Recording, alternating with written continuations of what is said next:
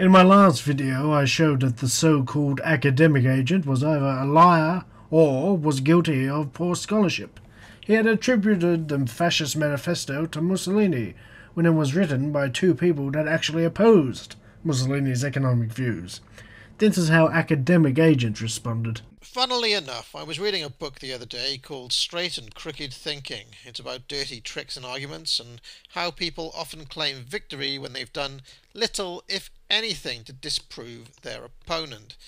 I'd like to read out this one passage because it is particularly endemic in arguments from the left and captures perfectly the sly and underhanded tactics used by little Lord Toynbee there. Yes, exposing his distortion of history is a sly and underhanded tactic. Let's continue.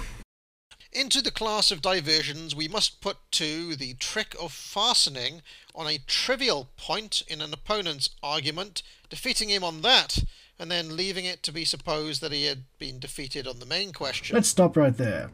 You were dishonestly or incompetently attributing the ideas of the manifesto to Mussolini, the first fascist dictator in Europe, rather than the two relatively unknown people who actually wrote it. Why would you do that? Was it because you think aligning Mussolini with these leftist economic views would help your absurd argument? Yes. It was an act of incompetence or dishonesty. I think it might have been a bit of both. The other is discredited, although in fact it is untouched. He has gained a victory by a diversion, although the diversion has not been, as in our earlier examples, to a new question, but to a side issue. Actually, I brought up a major issue. Like I said before, Mussolini was the first dictator in Europe who ruled Italy for more than 20 years, and you wanted to link the economic views laid out in the manifesto to him, even though, as shown in my video, he was totally against them. Appalling dishonesty. And poor scholarship. To the extent that this person has made a counter-argument at all, it is in trying to prove that Nazi Germany was in fact friendly to capitalism.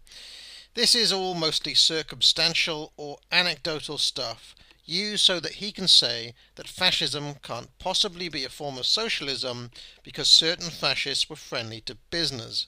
This sort of flagrantly anti-intellectual cherry-picking won't pull the wool over anyone's eyes. You must be joking. Whilst you offered nothing but drivel from the Austrian School of Economics, I provided good academic articles to back up my claims. Also, fascists being pro-business is hardly a secret. It has been widely known since the end of the Second World War. It's not particularly difficult or impressive to cherry-pick. I mean, I didn't have to look very far to find similar evidence of capitalism running rampant in the Soviet Union. You know, it's remarkable the sorts of evidence you can find once you know the sorts of narratives you want to weave.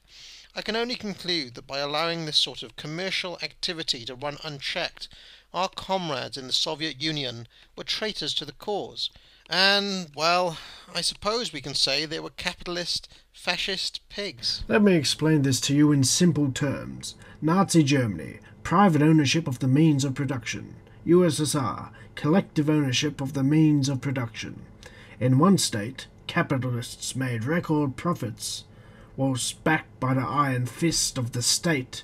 In the other country, there were no capitalists. Because I'm a true scholar. It'd be funny if it weren't so pathetic. No, what the heck, I'll laugh anyway.